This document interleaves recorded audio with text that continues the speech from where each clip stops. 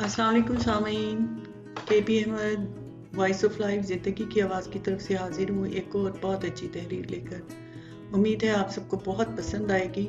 और जैसा कि मैंने आपसे पहले भी जिक्र किया था कि ये तहरीर, इनका मकसद आपके अंदर एक जज्बा, एक जोश जगाना है, जिसमें ये बताना है कि इस पूरी कायनात पर अल्लाह एक खालिक के कायनात है, एक अकमल हाकिमीन है जो हम सब पर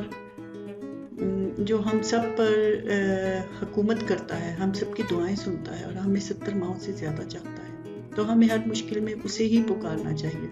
ऐसी ही एक तहरीर के साथ हाजिर हूँ। उम्मीद है आपको बहुत पसंद आएगी। और साथ ही अगर आपको पसंद आए तो कोई कमेंट ज़रूर कीजिएगा। तो एक ऐसी तहरीर जिससे आपका ईमान ताज़ा हो जाएगा, सुनते हैं। अब्दुल्ला ताहिर जब खरासान के गवर्नर थे और निशापुर उसका दारुल हुकूमत था, तो एक लोहार शहर हरात से निशापुर गया और चंद दिनों तक वहां कारोबार किया। फिर अपने अहलो अयाल से मुलाकात के लिए वतन लौटने का इरादा किया और रात के पिछले पहर सफर करना शुरू कर दिया। इन्हीं दिनों अब्दुल्ला ताहिर ने सिपाहियों को हुक्म दे रखा था कि वो शहर के रास्तों को महफूज बनाएं ताकि किसी मुसाफिर को कोई खतरा लाहक ना हो। इत्तफाक ऐसा हुआ कि सिपाहियों ने उसी रात चंद चोरों को गिरफ्तार किया और अमीर खरासान अब्दुल्ला ताहिर को इसकी खबर भी पहुंचा दी।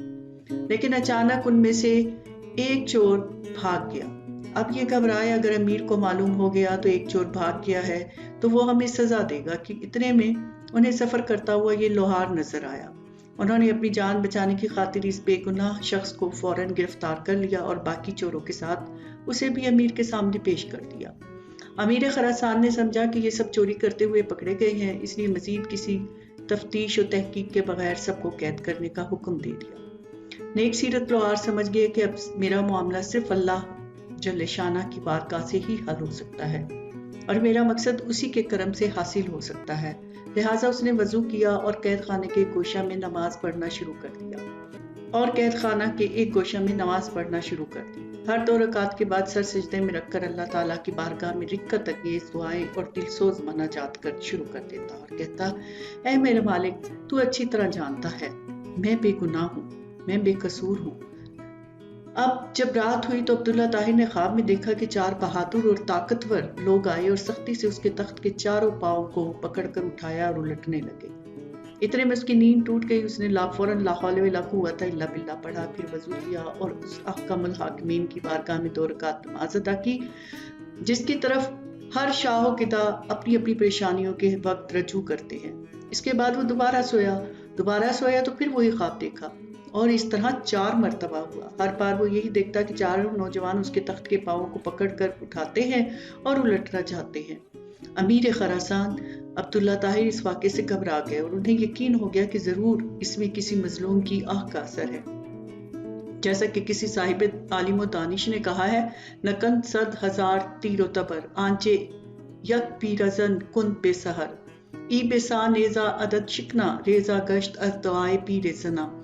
इसका मतलब ये है कि लाखों तीर और भाले वो काम नहीं कर सकते जो काम एक बुढ़िया सुबह के वक्त कर देती है। 12 ऐसा हुआ कि दुश्मनों से मर्दाना वार मुकाबला करने और शिकस्त देने वाले बूढ़ी औरतों की बद्दुआ से तबाह बर्बाद हो गए।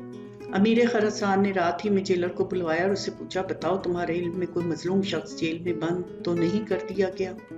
जेलर ने अर्ज किया, आलीजा, मैं ये तो नहीं जानता कि मजलूम कौन है, लेकिन इतनी बात जरूर जानता हूँ कि मैं एक ऐसे शख्स को देख रहा हूँ जो जेल में नमाज पढ़ता है और रिक्कत अंगेज और दिलसोज दुआएं करता है। अमीर ने हुक्म दिया इसे फौरन हाजिर किया जाए। जब वो शख्स अमीर के सामने हाजिर हुआ तो अमीर ने इसके मामले की तहकीक की। मालूम हुआ कि वो बेकसूर है। अमीर ने इस शख्स से माजरत की और कहा, आप मेरे साथ 3 काम कीजिए। नंबर 1, आप मुझे माफ कर दें। नंबर 2, मेरी तरफ से 1000 दिरहम कबूल फरमाएं। नंबर 3, जब भी आपको किसी किस्म की परेशानी दरपेश हो तो मेरे पास तशरीफ लाएं ताकि मैं आपकी मदद कर सकूं। नेक सीरत लोहार ने कहा, आपने जो ये फरमाया है कि मैं आपको माफ कर दूं तो मैंने आपको माफ कर दिया, और आपने जो ये फरमाया है कि 1000 दिरहम कबूल कर लूं तो वो भी मैंने कबूल किया। लेकिन आपने जो ये कहा है जब मुझे कोई मुश्किल दरपेश हो तो मैं आपके पास आऊं, ये मुझसे नहीं हो सकता। अमीर ने पूछा, یہ کیوں نہیں ہو سکتا؟ اس شخص نے جواب دیا کہ وہ خالق و مالک جل جلالہ جو مجھ جیسے فقیر کے لیے آپ جیسے بادشاہ کا تخت ایک رات میں 4 مرتبہ اوندھا کر سکتا ہے تو اس کو چھوڑ دینا اور اپنی ضرورت کسی دوسرے کے پاس لے جانا اصول بندگی کے خلاف ہے۔ میرا وہ کون سا کام ہے جو نماز پڑھنے سے پورا نہیں ہو جاتا؟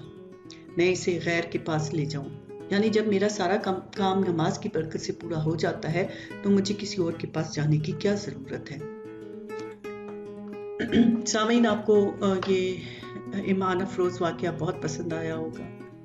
آپ بھی سوچئے کہ جب آپ کی تمام ضروریات، آپ کی تمام حاجات، وہ رب جس نے اس کائنات کو تخلیق کیا ہے، جس کے ایک کن کہنے سے سب کچھ بن سکتا ہے، جو جب چاہے سب کچھ مٹا سکتا ہے، جس کی حکمرانی ہر کونے پر 4 سو پھیلی ہوئی ہے، اس کے حضور اپنی تکلیفیں بیان کرنا زیادہ بہتر ہے یا لوگوں کے سامنے بیان کرنا زیادہ بہتر ہے؟ امید ہے آپ کا ایمان تازہ ہو گیا ہوگا۔ آپ ہر پرابلم کے لیے اللہ کی طرف رجوع کریں گے۔ دعاؤں میں یاد رکھیے گا۔ KP Ahmad voice of life کی طرف سے اللہ حافظ۔ خوش رہیں، خوشیاں بانٹیں، جہاں رہیں بہت سا خیال رکھیں اپنا اور اپنے سے جڑے لوگوں کا۔ مع السلامہ۔